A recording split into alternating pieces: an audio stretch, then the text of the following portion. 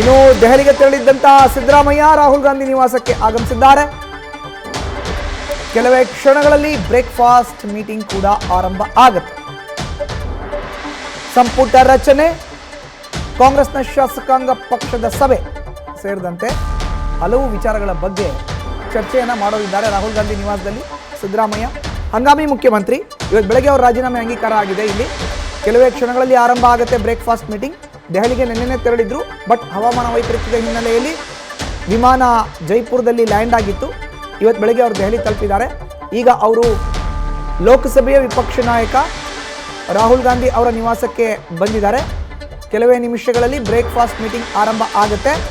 ಅದರಲ್ಲಿ ನೂತನ ಸರ್ಕಾರದಲ್ಲಿ ಸಚಿವ ಸಂಪುಟ ರಚನೆ ಹೇಗಿರಬೇಕು, ಜೊತೆಗೆ ಕಾಂಗ್ರೆಸ್ನ ಶಾಸಕಾಂಗ ಪಕ್ಷದ ಸಭೆಯನ್ನು ಯಾವಾಗ ಕರೀಬೇಕು, ಈ ವಿಷಯಗಳ ಕುರಿತಂತೆ ಚರ್ಚೆ ಆಗುತ್ತೆ. ಅವರು ದೆಹಲಿಯಿಂದ ಬೆಂಗಳೂರು ಬಂದ ನಂತರ ರಾಹುಲ್ ಗಾಂಧಿ ಅವರ ನಿರ್ದೇಶನದ ಮೇರೆಗೆ ಯಾವಾಗ ಶಾಸಕಾಂಗ ಪಕ್ಷದ ಸಭೆ ಕರೀಬೇಕೋ ಅದನ್ನು ಕರೀತಾರೆ. ಸಭೆಯಲ್ಲಿ ರಾಜ್ಯ ಕಾಂಗ್ರೆಸ್ ಉಸ್ತುವಾರಿ ರಣದೀಪ್ ಸಿಂಗ್ ಸುರ್ಜೇವಾಲಾ, ಎಐಸಿಸಿ ಪ್ರಧಾನ ಕಾರ್ಯದರ್ಶಿ ಕೆ.ಸಿ. ವೇಣುಗೋಪಾಲ್ ಉಪಸ್ಥಿತರಿರ್ತಾರೆ. ಸಾಧ್ಯವಾದರೆ ಎಐಸಿಸಿ ಅಧ್ಯಕ್ಷ ಮಲ್ಲಿಕಾರ್ಜುನ್ ಖರ್ಗೆ ಕೂಡ ಆ ಒಂದು ಸಭೆಗೆ ಆಗಮಿಸುವಂಥ ಸಾಧ್ಯತೆ ಇದೆ. ಇನ್ನು ಇವತ್ತಿನ ಮೀಟಿಂಗ್ನಲ್ಲಿ, ಬ್ರೇಕ್ಫಾಸ್ಟ್ ಮೀಟಿಂಗ್ನಲ್ಲಿ ನೇರವಾಗಿ ಕಾಂಗ್ರೆಸ್ನ ಶಾಸಕಾಂಗ ಪಕ್ಷದ ಸಭೆಯನ್ನು ಯಾವಾಗ ಕರೀಬೇಕು ಅನ್ನೋ ಸಮಯವನ್ನು ನಿಗದಿ ಮಾಡ್ತಾರೆ. ನಾಳೆ ಬೆಳಗ್ಗೆಯೋ, ನಾಳೆ ಮಧ್ಯಾಹ್ನನೋ, ನಾಳೆ ಸಾಯಂಕಾಲನೋ. ಇವತ್ತೆಲ್ಲ ಅಲ್ಲಿಂದ ಬಂದರೆ ರಾಜ್ಯದ ಬೇರೆ ಬೇರೆ ಭಾಗದಲ್ಲಿ ಇರುವಂಥ ಕಾಂಗ್ರೆಸ್ನ ಶಾಸಕರೆಲ್ಲ ಬೆಂಗಳೂರು ಬರಬೇಕಲ್ಲ, ಅವ್ರಿಗೆಲ್ಲರಿಗೂ ಒಂದು ಇನ್ಫಾರ್ಮೇಷನ್ ಕೊಟ್ಟು, ಇಂಟಿಮೇಷನ್ ಕೊಟ್ಟು ಅವ್ರನ್ನೆಲ್ಲ ಕರೆಸಿ ಒಂದು ಕಡೆ ಕೂಡಿಸಿ ಕಾಂಗ್ರೆಸ್ನ ಶಾಸಕಾಂಗ ಪಕ್ಷದ ಸಭೆ ಮಾಡಿ ಕಾಂಗ್ರೆಸ್ ಶಾಸಕಾಂಗ ಪಕ್ಷದ ನೂತನ ನಾಯಕನನ್ನು ಆಯ್ಕೆ ಮಾಡಬೇಕಾಗತ್ತೆ. ಅವರು ರಾಜ್ಯಪಾಲರನ್ನು ಭೇಟಿ ಮಾಡಿ ಸರ್ಕಾರ ರಚನೆಗೆ ಹಕ್ಕನ್ನು ಮಂಡಿಸಬೇಕಾಗತ್ತೆ. ಇದೆಲ್ಲ ಶನಿವಾರ ಮತ್ತು ಭಾನುವಾರ ನಡೆಯೋ ಅಂಥ ಪ್ರೋಸೆಸ್.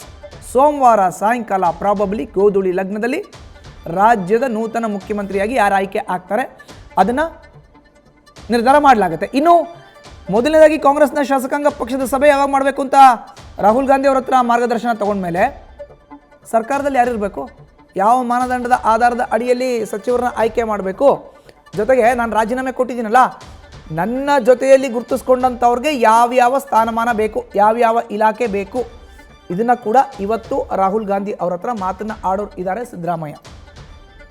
ಡಿ.ಕೆ. ಶಿವಕುಮಾರ್ ಇರ್ತಾರೆ, ಎಐಸಿಸಿ ಅಧ್ಯಕ್ಷ ಮಲ್ಲಿಕಾರ್ಜುನ್ ಖರ್ಗೆ ಇರ್ತಾರೆ, ರಾಜ್ಯ ಉಸ್ತುವಾರಿ ರಣದೀಪ್ ಸಿಂಗ್ ಸುರ್ಜೇವಾಲಾ ಕೂಡ ಇವತ್ತಿನ ಸಭೆಯಲ್ಲಿ ಬ್ರೇಕ್ಫಾಸ್ಟ್ ಮೀಟಿಂಗ್ನಲ್ಲಿ ಉಪಸ್ಥಿತರಿರ್ತಾರೆ. ದೆಹಲಿಯಲ್ಲಿ ಆಗ್ತಾ ಇರುವಂಥ ಬೆಳವಣಿಗೆ ಇದು. ಸೊ ಕೆಲವೇ ನಿಮಿಷಗಳಲ್ಲಿ ಆರಂಭ ಆಗುವಂಥ ಇದೆ ಬ್ರೇಕ್ಫಾಸ್ಟ್ ಮೀಟಿಂಗ್.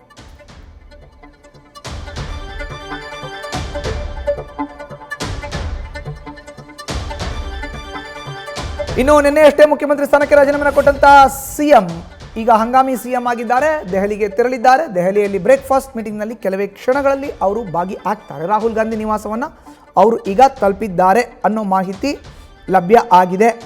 ಇನ್ನು ಇದರ ಮುಂದುವರೆದ ಭಾಗವಾಗಿ ಕಾಂಗ್ರೆಸ್ನ ಶಾಸಕಾಂಗ ಪಕ್ಷದ ಸಭೆಯನ್ನು ಯಾವಾಗ ಕರಿಬೇಕು ಅನ್ನೋ ಒಂದಿಷ್ಟು ಮಾತುಕತೆಗಳು ನೇರವಾಗಿ ಈಗ ಆಗಬೇಕಾಗಿದೆ.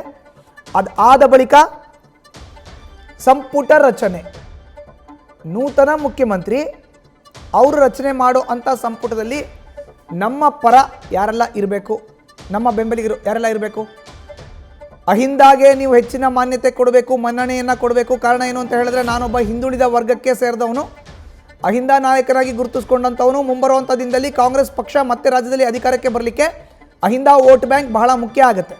ಅಲ್ಪಸಂಖ್ಯಾತ, ಹಿಂದುಳಿದ ಮತ್ತು ದಲಿತ ಸಮುದಾಯಗಳ ಮತಗಳನ್ನು ಕ್ರೋಢೀಕರಣ ಮಾಡಬೇಕು ಅಂತ ಹೇಳಿದ್ರೆ ಅಹಿಂದ ನಾಯಕನನ್ನು ಇಳಿಸ್ಬಿಟ್ರಿ, ಒಬ್ಬ ಹಿಂದುಳಿದ ನಾಯಕರನ್ನು ನೀವು ಇಳಿಸ್ಬಿಟ್ರಿ, ಅಹಿಂದ ಸಂಘಟನೆ ಮಾಡ್ಕೊಂಬಂದಂಥ ನಾಯಕನನ್ನು ಇಳಿಸ್ಬಿಟ್ರಿ ಅನ್ನೋ ಹಣೆ ಪಟ್ಟಿಯನ್ನು ನೀವು ತಗೋಬಾರ್ದು. ಅಂದರೆ ದೊಡ್ಡ ದೊಡ್ಡ ಖಾತೆಗಳನ್ನು, ಪ್ರಮುಖ ಖಾತೆಗಳನ್ನು ನನ್ನ ಬೆಂಬಲಿಗರಿಗೆ ನೀವು ಕೊಡಬೇಕು ಅನ್ನೋ ಮಾತನ್ನು ಸಿದ್ದರಾಮಯ್ಯ ಆಡೋರು ಇದ್ದಾರೆ.